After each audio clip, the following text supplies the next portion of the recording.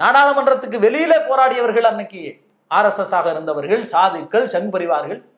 நாடாளுமன்றத்துக்கு உள்ள இந்து சட்ட மசோதா குறித்து ஒரு விவாதம் நடக்குது. அந்த விவாதத்தில் அம்பேத்கர் அவர்கள் ராமனுக்கும் சீதைக்குமான உறவு பத்தி ஒரு வார்த்தை சொல்லிடுறாங்க. இன்னைக்கு எப்படி நாடாளுமன்றத்துல இந்துத்துவ அடிப்படைவாதிகள் மதம்னு ஏதாவது அதானின்னு பேரை சொல்லிட்டாலே பதறாங்களோ, அவை குறிப்புல இருந்து நீக்க சொல்றாங்களோ, அந்த மாதிரி அம்பேத்கர் பேசிவிட்டார், ராமரை அவமதித்து விட்டார், கிருஷ்ணரை அவமதித்து விட்டார், அவர் தன்னுடைய பேச்சை வாபஸ் வாங்க வேண்டும் என்று கடுமையான மன அழுத்தத்துக்கு உள்ளாக்கியவர்கள் பாரதிய ஜனதா கட்சி, இன்று இருக்கிற பாரதிய ஜனதா கட்சியினுடைய அன்றைய தலைவர்கள். ஏன்னா அவன் அப்படித்தானே சொல்றான், காங்கிரஸ் தான் அன்றைய காங்கிரஸ். அப்ப இன்றைக்கு இருக்கிற பாஜகவுடைய முன்னோடிகள் தான் அன்னைக்கு அம்பேத்கருக்கு தொந்தரவு கொடுத்தான்.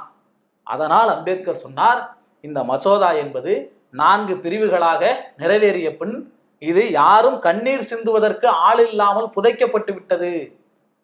அப்படி அந்த மசோதாவை குழி தோண்டி புதைக்க வேண்டிய கட்டாயத்தை நேருக்கு உருவாக்கியவர்கள் பாஜகவினுடைய அன்றைய தலைவர்கள், இன்னைக்கு இருக்கிற பாஜகவினுடைய வழிகாட்டிகள். அம்பேத்கருக்கு அழுத்தம் கொடுத்து, நெருக்கடி கொடுத்து, அவரை பதவி விலக செய்ததில் முதன்மையானவர்கள் சங் பரிவார் கும்பல் தலைவர்கள்.